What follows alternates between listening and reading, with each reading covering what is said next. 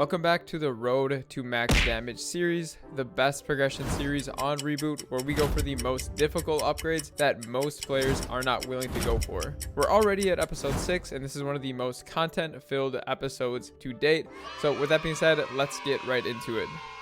So to start things off, we finally hit level 287, almost halfway to our goal of level 290. This grind has been an extremely grindy grind, but nonetheless, I've enjoyed every bit of it. We've recently switched up our training map, and instead of the map that we've been currently training at up until level 287, we are now going to be training at Locked Door 3, where it's just a little bit easier of a training rotation for me personally. It's a little bit less EXP, but I'm totally fine with that. It's a little bit easier on my hands, and it makes it more enjoyable for me. On top of that, we're getting extremely close to the next step, to the big goal of hitting 70k stat. We're getting extremely close to hitting 68k stat with the stat ring on, and with roar on, we finally hit 65k stat. It's really hard to increase your stat at this level, and almost every single upgrade that I have to make is going to cost me anywhere from 50 all the way to 500 bills, so it does take a lot of time earning the stat. But every time I do increase my stat, it does feel much more rewarding at this level in the game than it did when I was 45k or 55k.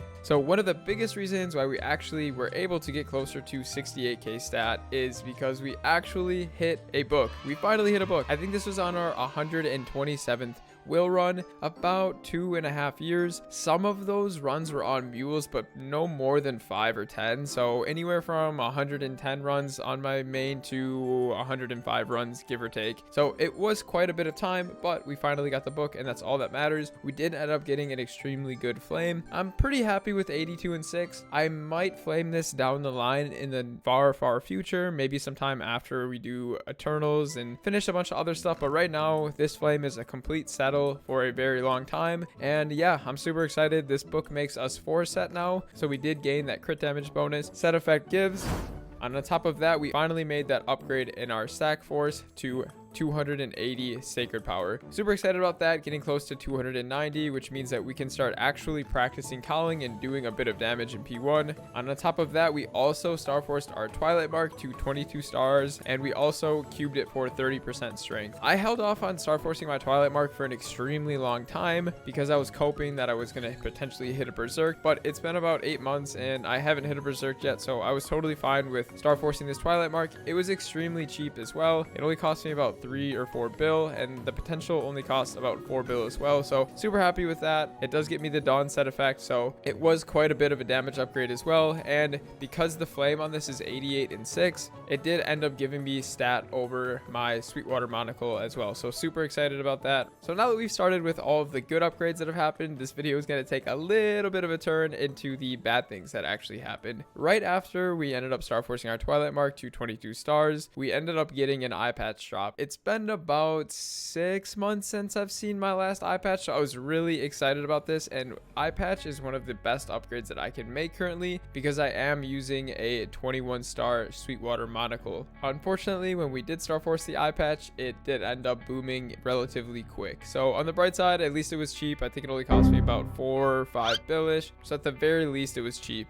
So a week after we boomed our eye patch, it was finally time to get our 10th Kalos piece, and that means that we're going to be starring our Eternal hat. I've been really excited about this. We talked about it in the last episode. This item takes 10 weeks to obtain 1 Eternal. I've been really anxious about this. Unfortunately, when we did get it, it ended up booming relatively quick. It did sit around 15 to 16 stars for quite a while, and then it boomed the 3rd tap at 17 stars. So this hat never saw 18 stars, but you win some, you lose some. Unfortunately, we'll have to wait until the next 10 weeks to get our next Eternal piece. But luckily, when New Age comes around, we will be able to obtain Eternals at a much quicker rate, so it won't feel as bad at that point. So on top of all this that happened last week, we were running Lotus on our Night Lord, and we did end up getting a black heart drop. I'm kind of unsure what I want to do with this black heart since I haven't really seen one in a while, and I'm unsure if I want to use it for either Punch King or save it for when New Age comes around and mess around with some damage. Along with all the ups and downs in this video, we did end up actually getting a PR in our Culvert run as well.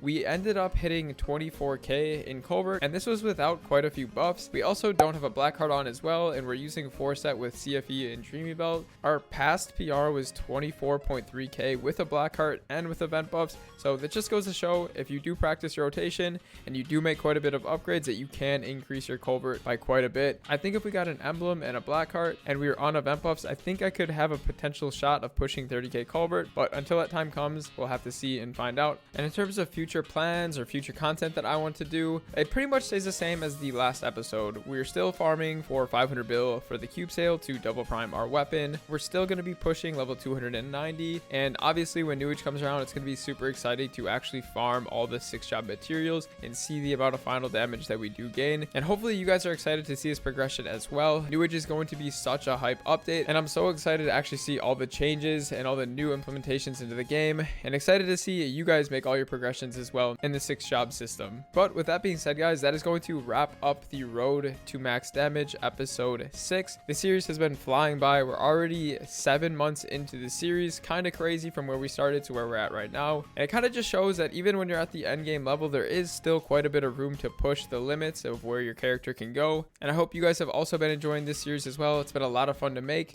But until next time, I will see you guys all in the next video. Take it easy.